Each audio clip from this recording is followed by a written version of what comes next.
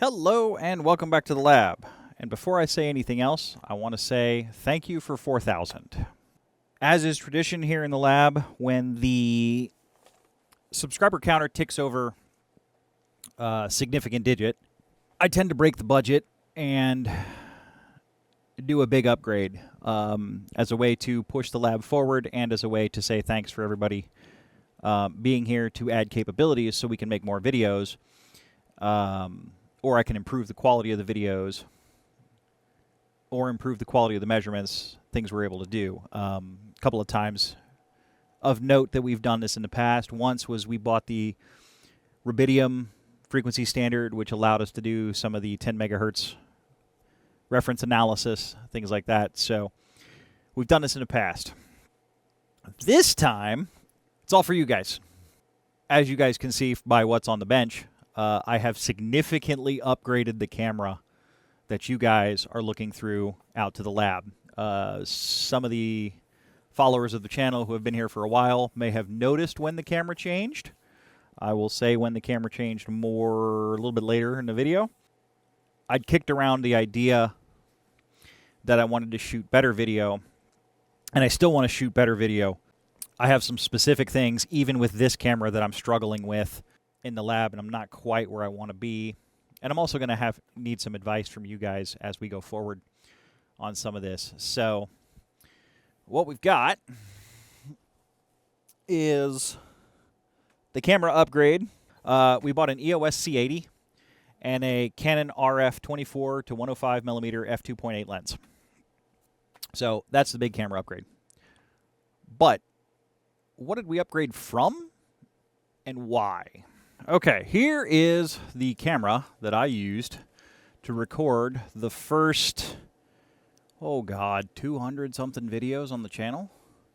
So, pretty nice. Little Canon AX or XA20.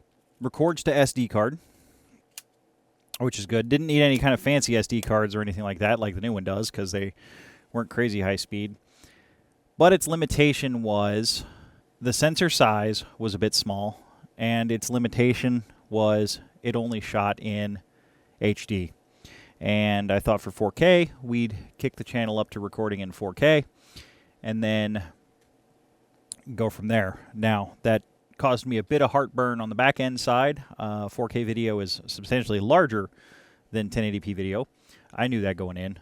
But I needed to get a space to put the videos for editing. Had to upgrade the network to move the data back and forth quicker. So camera dumps didn't take hours. Shoving a 4K video down a USB cable was a speed limitation in the network. However, one of the things that I really, really, really liked about this camera, which is kind of a rare feature on cameras of this price point, was the XLR inputs. So the microphone I use here in the lab is a Shure. What is this thing? Here's the body pack for it. It's a GLXD. So it's a Shure GLXD body pack, and then I bought a SM35 to go with that body pack. Now that goes wireless to a receiver. That receiver comes out XLR, and that popped in right in the channel. Now having the XLR inputs really simplified my editing process because I don't have to line up audio. I'm not pulling audio from a different source. It also gave me a very high quality ingest into the camera while I'm recording for audio, which was quite important to me. So as I started looking around, I got suggestions from a lot of people. I looked at everything everybody sent me. I really wanted to keep the XLR ports, and I really wanted something with changeable lenses. My problem here in the lab is the lab is not very deep. We're gonna fix that in the future, but the room that the lab actually sits in is actually quite shallow. I have about 6 feet between the edge of this desk and the edge of the computer desk behind me. Barely enough space for the tripod and 2 chairs. So my problem was wide. I can't even take a picture of the lab in one picture, even with my still camera, which has an 18 millimeter lens. I need even wider than that. And the problem is if you go too wide, you start fish eyeing and some weird stuff happens. But And it turned out this particular camera, because it has a 20x optical zoom on it, has a pretty stout lens in it. To come off of this lens with all its capability to get better picture, I had to significantly step up in lens, which is why this guy got recommended to me. I do like this lens. This lens is not a problem. I do still need to go lower than this 24, so another lens is going to be in my future, I'm sure. But this is a great lens, and this would even be a great lens if I could pull back away from the desk a little bit and then use the zoom to get into where I wanted to see it. But with it being so wide, even this 24 to 105 is still struggling shooting in my space, but that is specific to my space and no dig on this lens. I'm actually pretty happy with this lens. Well, we can mess around with the zoom. So to zoom in, we'll zoom in on the RF.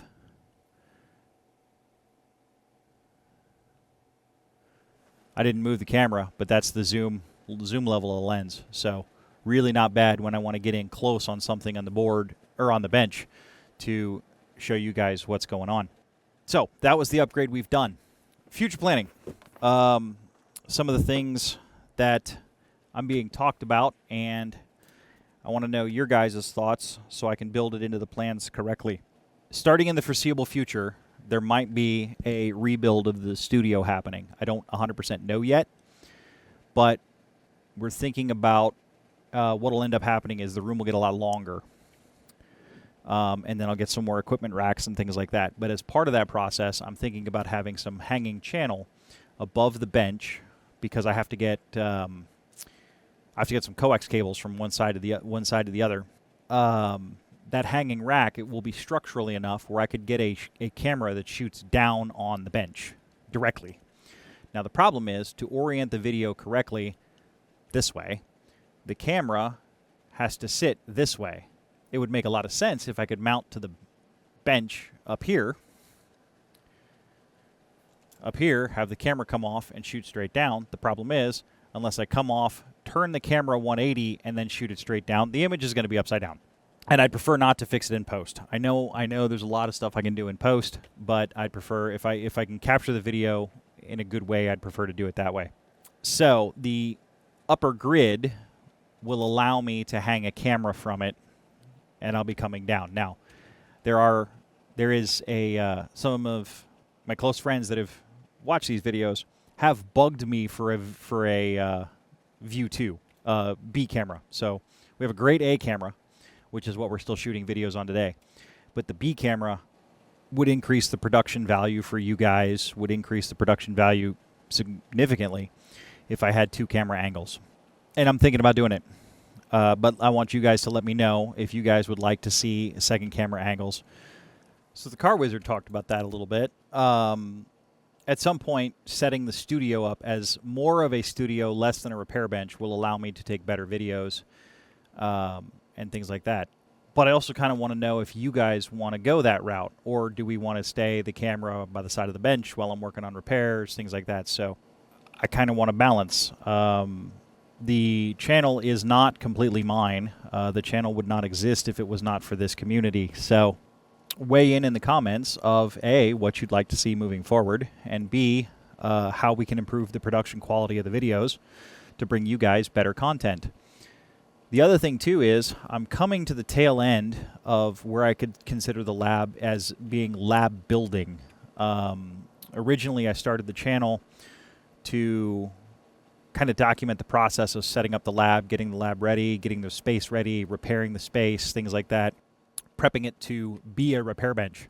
I think if I called my lab a general purpose repair bench at this point, I'd probably get laughed at, which is fine. It's totally accurate.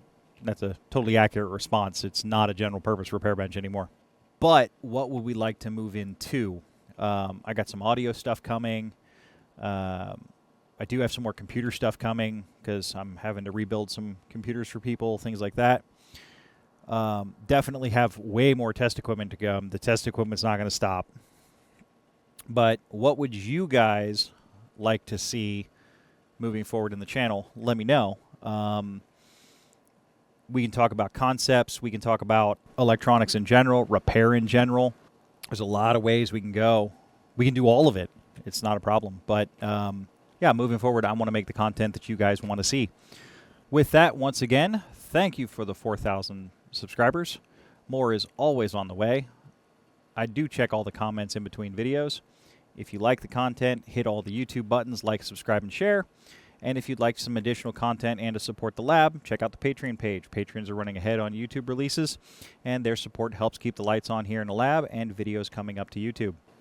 As always, more is on the way, and I will see everybody in the next video. Bye for now.